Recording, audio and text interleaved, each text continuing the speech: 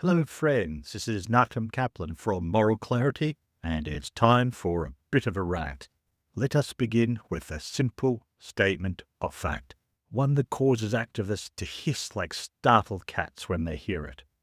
Are you ready? Palestine was never a state. Not a very good state, not a state that struggled, not a state that existed briefly but inconveniently, never a state. Not once, not ever, not in antiquity, not in the medieval period, not under Islam, not under the Ottomans, not under the British, not before 1948, not after it, and hopefully not ever.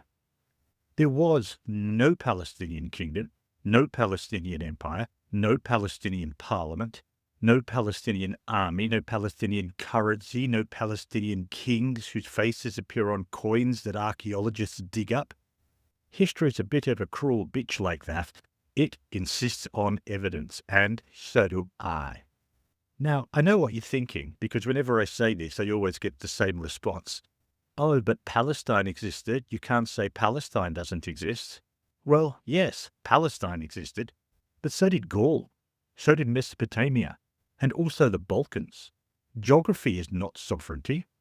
A place name is not a state. Calling a region something does not magically produce borders or institutions or political authority. Otherwise, Brooklyn would be an empire, and the Midwest would be a civilization. Yeah, okay, let's not get carried away on that last point. The Midwest would never be a civilization. Now, the word Palestine itself, as I'm sure a lot of you know, it's not even Arabic. It comes from the Romans who, after crushing the Jewish revolt in the 2nd century, renamed Judea Syria Palestina as an act of political spite. This was not the birth of a nation. It was not the birth of a Palestinian nation. It was the ancient equivalent of smashing a chessboard and storming out of the room. It was nothing more than that. It was then called Syria Palestina, but it was also still called Judea for much of that period as well. It carried both names. From there, the region passed through the hands of empires the way a rental car passes through tourists.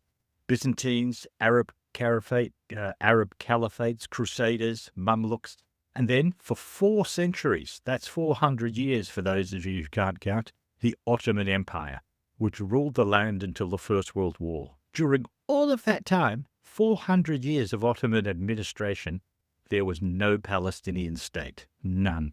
No Palestinian capital, no Palestinian independence movement, no national uprising demanding Palestine for Palestinians. Why? Because the people living there did not see themselves that way. They identified by religion, by clan, by village, or broader Arab identity.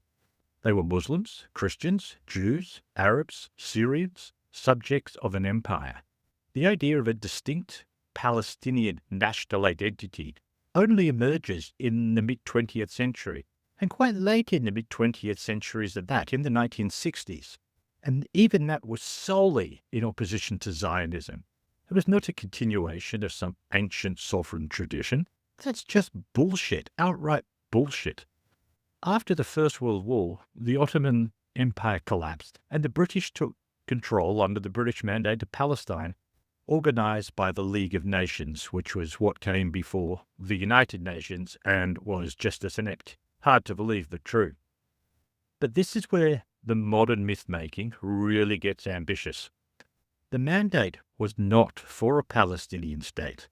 It was an administrative holding pattern, and it was designed to manage the former Ottoman province until it was ready to become a Jewish national home.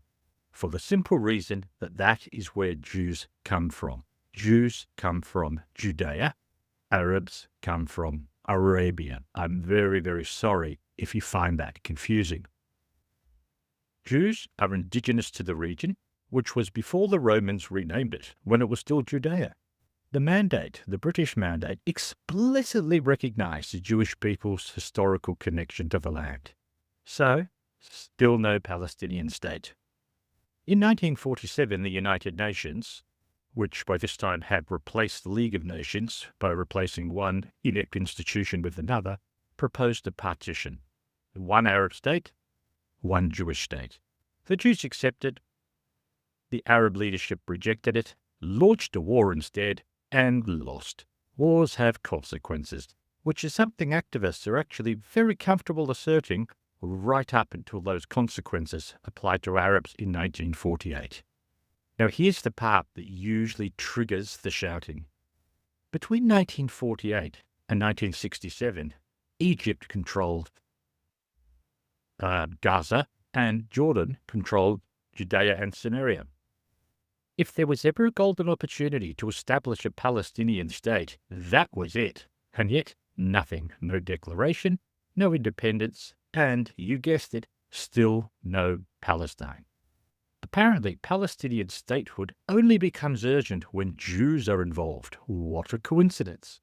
Now, this doesn't mean that Palestinians are imaginary.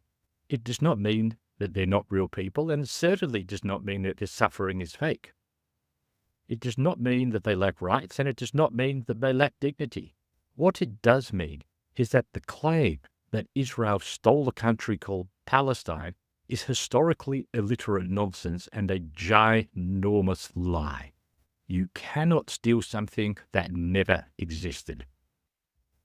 Palestinian nationalism today is somewhat real, but it's modern, it's reactive, and it's political, and it's not ancient. It's not continuous, and it's not sovereign. And that matters because peace requires reality, not bedtime stories for radicalized adults who dream of genocide while normal people dream of beach holidays.